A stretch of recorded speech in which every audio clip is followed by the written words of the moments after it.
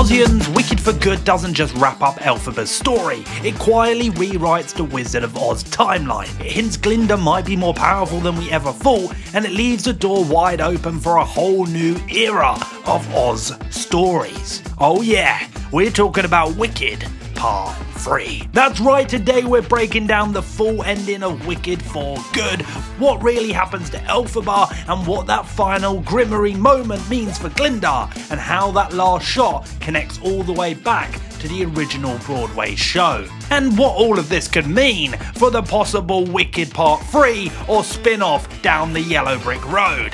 Enough talk, let's dive into it.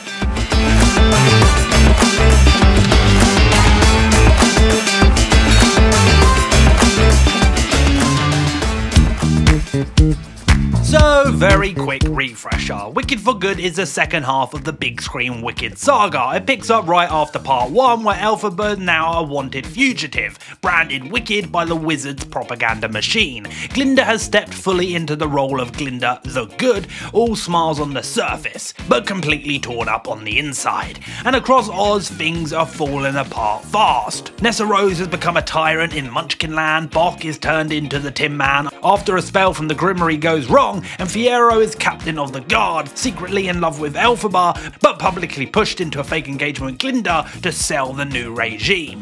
Elphaba tries to do the right thing again and again, freeing the flying monkeys, saving Boq, fighting for the animals, but every single time it backfires.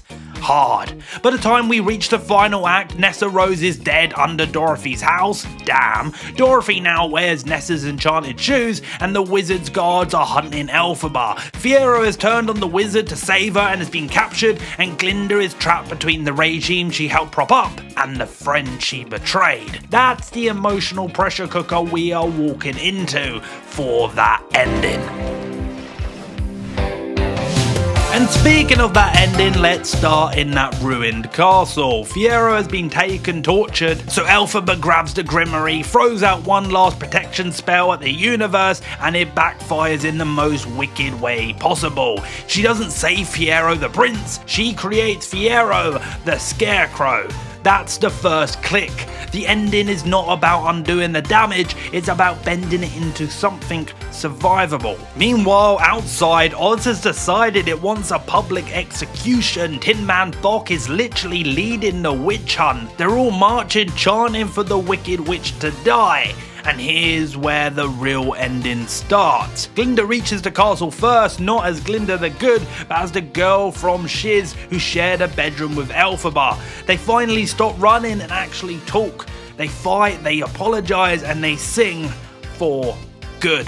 It makes what happens next hurt a lot more, because after that Elphaba doesn't plan a comeback, she plans a magic trick. She hands Glinda the Grimmerie, the most dangerous book in the world, and then she asks Glinda to do the one thing she never wanted.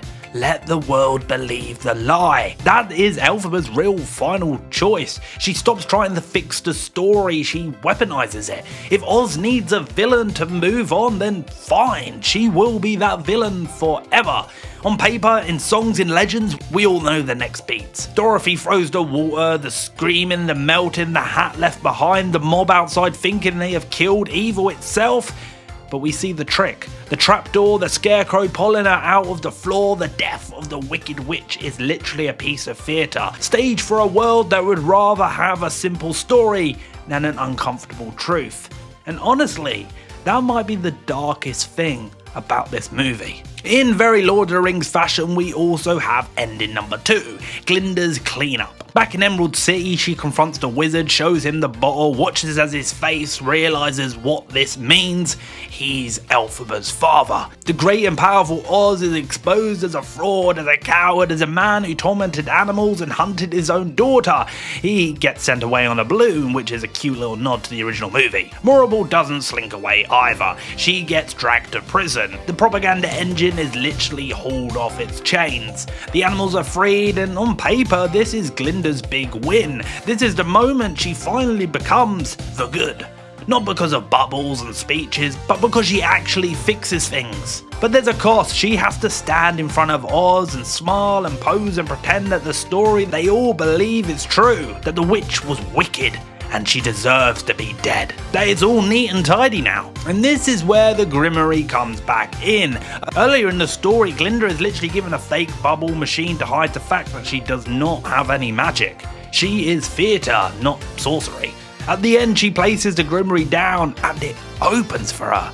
This is a massive fucking moment for Wicked fans. I'm sure the Glinda stands had tears in their eyes watching this because that did not happen in the stage show.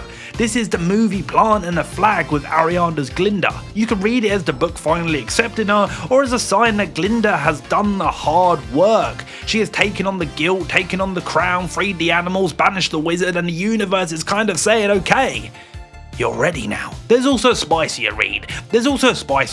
The idea that Glinda now has real power, real magic, real access to Elphaba's world, and might not be convinced by the witch's dead story as everyone else. The film never confirms that, but the door is definitely open for interpretation. And finally, to probably wrap up this segment, we've got to talk about the one other part of the ending. The Scarecrow and Elphaba leaving Oz to God knows where.